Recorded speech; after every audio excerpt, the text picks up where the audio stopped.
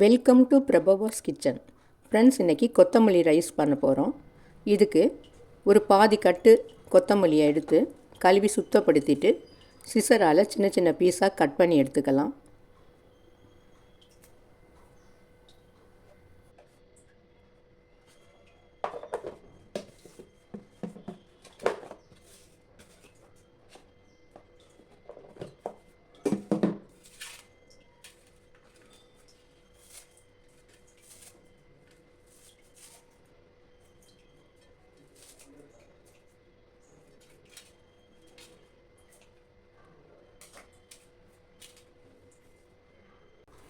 Cut பண்ணினதை வச்சுட்டு இப்போ ஒரு பேனை ஸ்டவ்வில் வச்சு அதில் 2 டேபிள் ஸ்பூன் அளவு எண்ணெய் விட்டுட்டு உளுந்தம்பருப்பு 2 ஸ்பூன் சேர்த்து 1 நிமிஷம் வறுத்துக்கலாம்.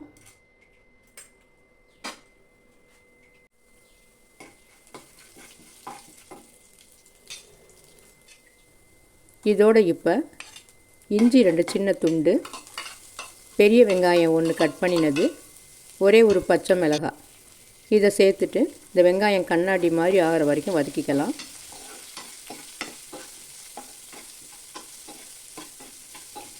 இப்போ இதில் புளி ஒரு சின்ன துண்டு சேர்த்து அதையும் சேர்த்து வதக்கிக்கலாம்.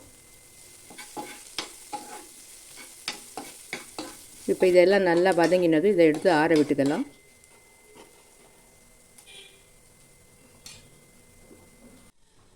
இப்போ மிக்ஸி ஜார் எடுத்து அதில் நம்ம கட் பண்ணி வச்சுருக்கிற கொத்தமல்லி தலையை சேர்த்துட்டு வதக்கி வச்சுருக்கிற வெங்காயம் பச்சை மிளகாய் எல்லாம் சேர்த்துக்கலாம்.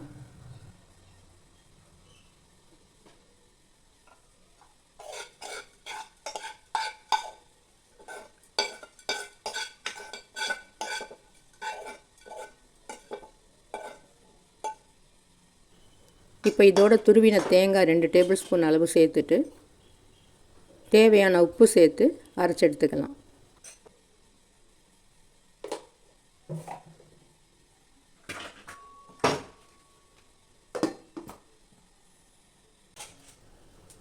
இப்போ அரைச்ச துவையில் ஒரு கிண்ணத்தில் மாற்றிட்டு கடுகு உளுந்தம்பருப்பு தாளித்ததோடு சேர்த்துக்கலாம்.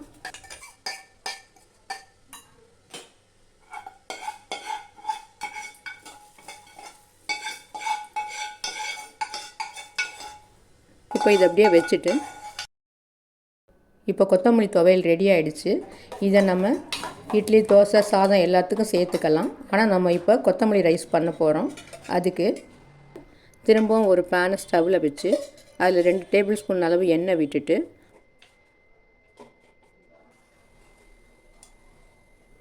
ஒரு சின்ன துண்டு பிரிஞ்சி இலை, பட்டை, 1/4 டீஸ்பூன் அளவு சீரகம் இதை போட்டு தாளிச்சுக்கலாம். அடுத்து இதோட கொஞ்சம் முந்திரி பருப்பு, வறுத்த நிலக்கடலை ஒரு கைப்பிடி அளவு சேர்த்து ஒரு 2 நிமிஷத்துக்கு எல்லாத்தையும் வறுத்துக்கலாம்.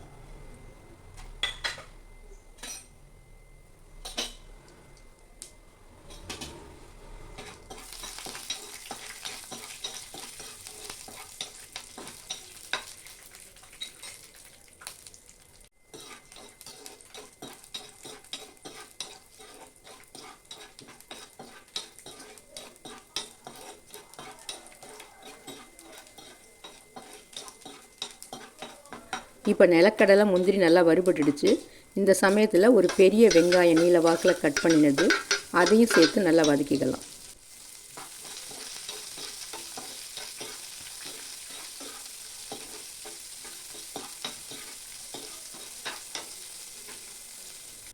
இப்போ வெங்காயம் நல்லா வதங்கிடுச்சு. இப்போ இதோட ஒரு 1/4 டீஸ்பூன் உப்பு சேர்த்து 1 நிமிஷம் வதக்கிட்டு நம்ம ஸ்டவ்வை ஆஃப் பண்ணிடலாம்.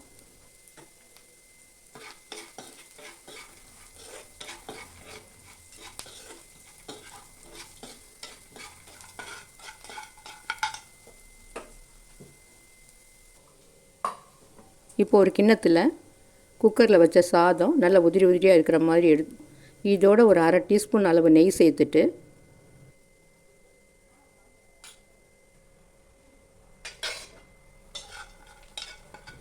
நம்ம வறுத்து வச்சுருக்கிற முந்திரி, நிலக்கடலை எல்லாம் சேர்த்துட்டு இப்போ தேவையான கொத்தமல்லி சட்னியை சேர்த்து இதெல்லாம் நல்லா பிரட்டி விட்டுக்கலாம்.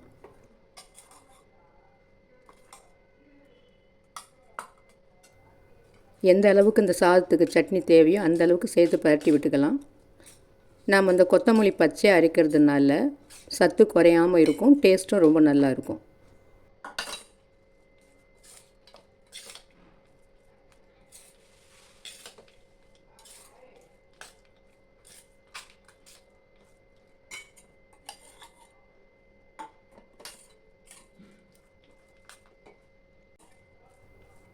இப்போ கொத்தமல்லி ரைஸு ரெடி ஆகிடுச்சு. நம்ம மீதம் சட்னி இருந்ததுன்னா அதை இட்லி, தோசை, சப்பாத்தி எதுக்கு வேணாலும் யூஸ் பண்ணிக்கலாம்.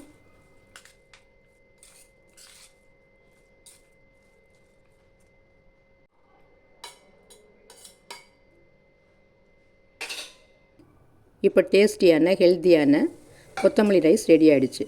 இதுக்கு சைட் டிஷ்ஷாக நாம் உருளைக்கிழங்கு, சேப்பங்கிழங்கு வறுத்து சேர்த்துக்கலாம், அல்லது அப்பளம், வடகம் மாதிரி சேர்த்தாலும் சூப்பராக இருக்கும்.